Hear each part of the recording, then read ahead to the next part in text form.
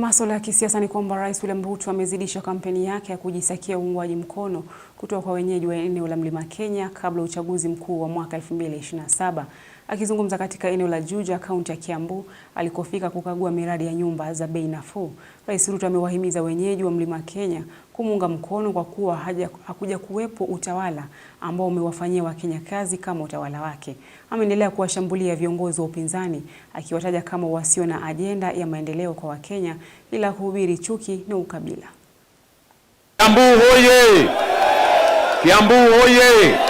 Katika juhudi za kuhakikisha anajizolea umaarufu eneo la Mlima Kenya, Rais William Ruto alirejea kaunti ya Kiambu, eneo ambalo linakisiwa kuwa ngome ya aliyekuwa naibu wake Rigathi Gachagua.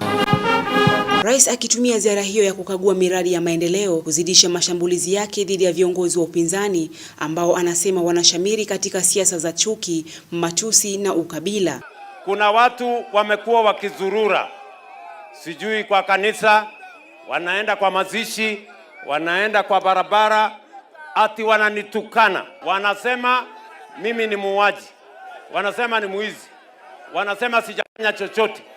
Mimi nataka niwaulize, kati yangu mimi na wale wezi ni nani? Nataka niwaambie watu wa Kiambu, zile barabara zenu zote zile ambazo zilikuwa zimekwama kwa sababu hatukukuwa na pesa, tumeweka pesa ya kutosha. Ndani ya mwaka mmoja barabara hizo zote za Kiambu kilomita 250 tutakuwa tumekamilisha. Rais amesisitiza kuwa ako tayari kukabiliana na viongozi hao jukwaani na hata debeni ifikapo mwaka 2027. Nitawazamisha asubuhi na mapema. Mkienda hiyo barabara nitawazamisha asubuhi na mapema. Hawana mpango, hawana agenda, wanasema ati agenda yao ni Ruto must go. Sasa mimi nataka niwaambie, hiyo story mutajipata. Wale wakora wengine wapande ya Wamojoro, pahali mimi mwenyewe nimetoka, mimi nilisema sitafuata wajinga, watu ambao hawana mwelekeo, watu ambao hawana agenda, watu hawana presidential candidate.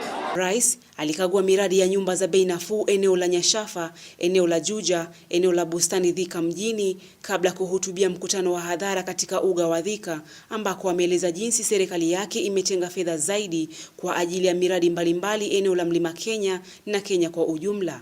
Tumeweka pesa bilioni 45 ya mambo ya affordable housing. Hapa tunajenga nyumba 18,000. Most of them will be complete before the end of this year. We are investing 55 billion shillings in Kiambu County kujenga hostel, kujenga markets na kujenga housing.